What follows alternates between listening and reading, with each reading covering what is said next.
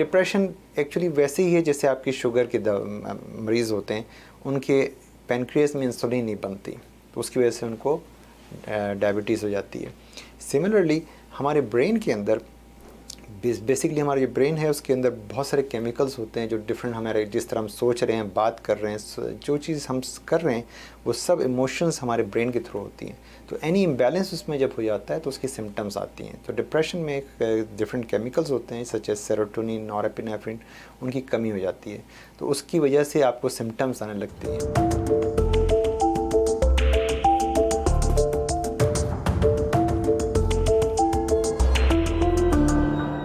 आपको घबराहट होगी, नींद नहीं आना, हर वक्त सैड महसूस करना, अफसरदगी महसूस करना, कोई चीज़ खुशी नहीं देती, कहते हैं ना, और थकन हर वक्त, चाहे कितना भी सो लें रात को। इंटरेस्टिंग कि आपको बास लोग ऐसे भी मिलेंगे, आपको बहुत सोते हैं तब भी थके हुए, हर वक्त थकन हो रही है और किसी चीज़ में फोकस नहीं हो रहा, काम में नहीं दिल लग रहा, घर में काम में नहीं लग रहा।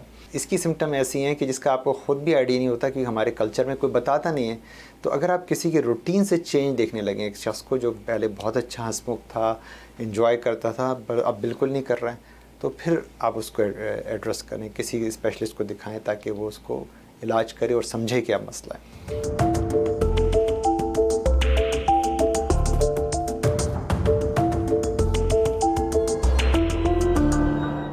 किताबों में लिखा है, रिकमेंडेशन जो है वो आमतौर पे 2-3 हफ्ते तक अगर ये मुसलसल रहे सिम्टम्स तो आप ज़रूर देखें किसी को।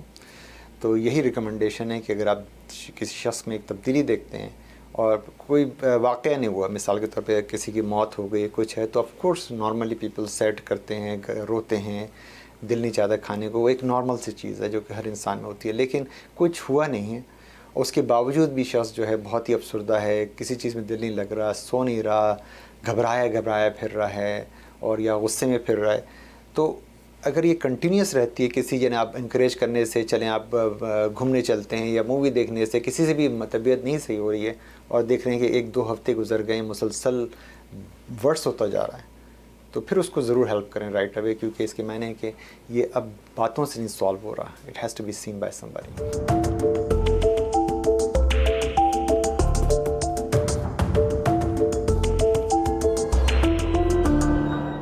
हर इलनेस की डायग्नोसिस डिफरेंट है।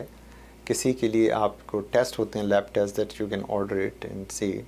मिसाल तौर पर डिप्रेशन में बास मरतबा जैसे आपके थायराइड हार्मोन अगर काम ना कर रहे हों या आपको अनीमिया हो, तो वो भी डिप्रेशन की सिम्टम्स दे सकता है। तो इसलिए जब पेशेंट देखते हैं तो उनका लैब वर्क करके मेक श्योर कि इनको कोई और वजह, मेडिकल रीज़न तो नहीं, कि बहुत सारे मेडिकल रीज़न जो हैं वो डिप्रेशन के, किसी को कैंसर हो, समटाइम फर्स्ट सिम्टम्स डिप्रेशन, तो वो हम पूरा वर्कअप करते हैं टू मेक श्योर कि इनको कोई ऐसी अदर इलनेस तो नहीं है, कोई ऐसी प्रॉब्लम तो नहीं है।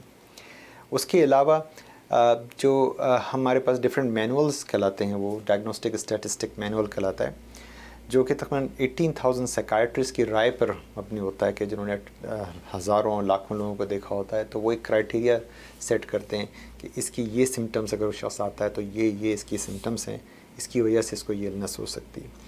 लेकिन जब भी कोई आता है तो हम सारे अदर चीज़ें एक्सक्लूड करते हैं, कि अगर इसको अल्लाह ना करे अनीमिया तो नहीं है, कोई अब्यूज़ तो नहीं हो रहा। मिसाल के तौर पे हमारे वेरी कॉमन है कि स्पाउसल अब्यूज़ और सीनियर्स अब्यूज़, जिसकी वजह से घबराहट और परेशानी और रोना धोना जिसके सिम्टम्स हो जाती हैं। तो इट इज़ इम्पॉर्टेंट कि do the workup, exclude everything, कि कोई और चीज़ तो नहीं, कोई रीज़न तो नहीं, उसके बाद फिर हम इसको ट्रीट करते हैं।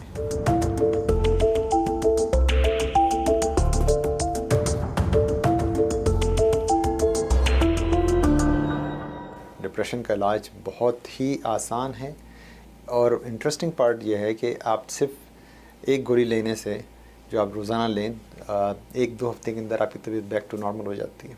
और बहुत से लोग जो हैं उनको सारी ज़िंदगी दवा नहीं लेनी है, मेजॉरिटी ऑफ दैम सिर्फ 5-6 महीने बाद उनकी तबीयत सही जाती है, उनको दवा लेने की ज़रूरत नहीं है। तो हमें ये नहीं सोचना चाहिए कि ये कोई हम में कोई वीकनेस है, ये कमज़ोरी है। हम इंसान हैं और हम केमिकल से बने हुए हैं।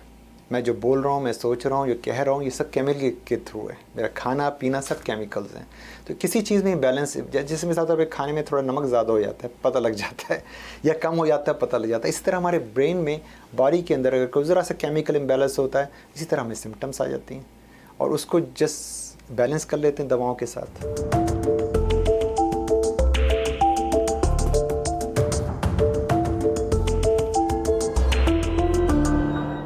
लाइफस्टाइल की चेंजेस से बहुत सी बीमारियों से बचा जा सकता है, मीन्स इवन के heart disease, diabetes, all those things. So same thing ये भी एक डिज़ीज़ है।